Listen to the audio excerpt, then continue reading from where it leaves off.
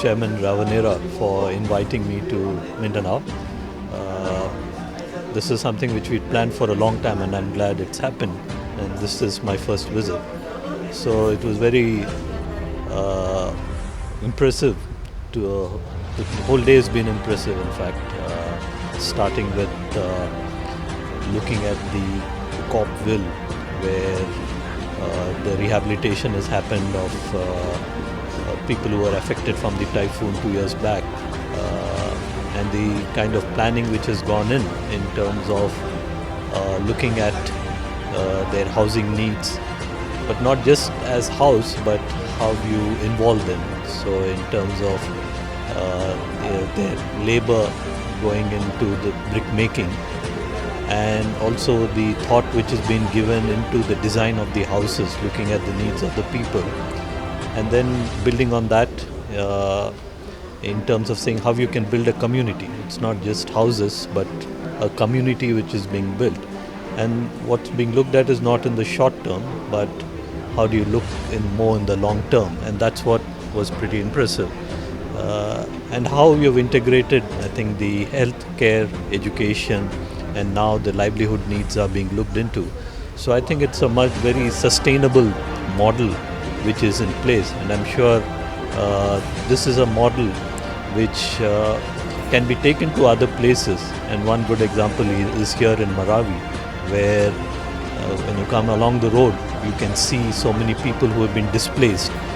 And while many would want to come back, but there are many who would, the effect of what's happened here may dissuade them from coming back. So what do you do with them?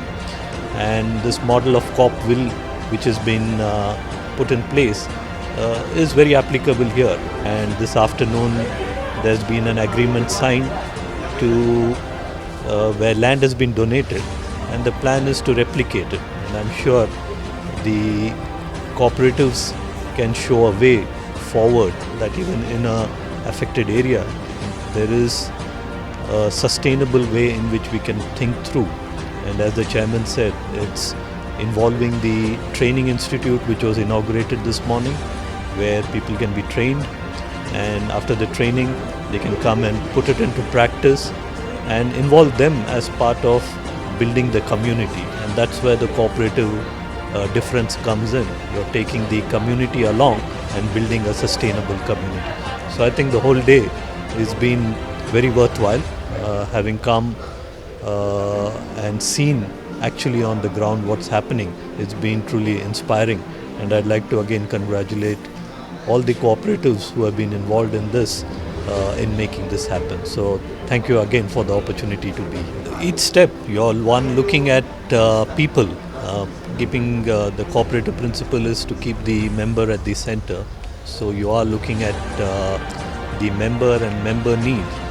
And if you look at the sustainable development goals, they look at in terms of how do you help individuals and community in a sustainable manner. And what we've seen today is how different elements of the sustainable development goals have been put in place. You are looking at their housing needs, you are looking at their livelihood needs, you are looking at their building a sustainable community, and in partnership. So when you look at it in its totality, all elements of the sustainable development goal are being put in place. So I think it's very, very relevant what's happening here in connection with the sustainable development goals. Over the past 3 months, the issues being addressed, and there is progress being made, but then it all comes at a cost, as we were told inside.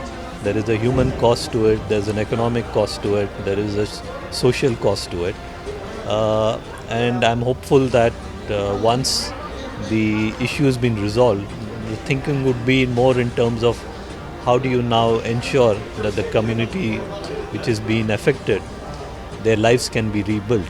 And it was good to hear that there is a plan in place to see how it can be done. And I'm hopeful that the community will be revived in the coming few weeks or months. I think as cooperatives, as the cooperative movement, we are looking at peace. How do you ensure that people live in an inclusive manner, people needs are met, and so wherever some of these upheavals take place, for whatever reason, now the question is, how do you look ahead? How do you address the needs?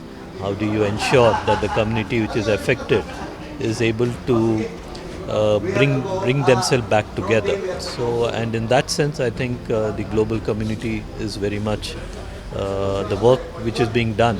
And refugees and crisis is an issue for ICA, and so it's much very relevant what's happening. We've seen this morning itself.